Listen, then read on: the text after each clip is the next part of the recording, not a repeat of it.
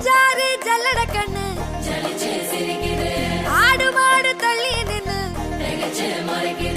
கோலக்காட்டு பொம்மை எல்லாம் தோக்கா திரியுது. தொக்கா போட்ட அக்கா பார்த்து காக்கா மிரளுது. கும்பல் கூடும்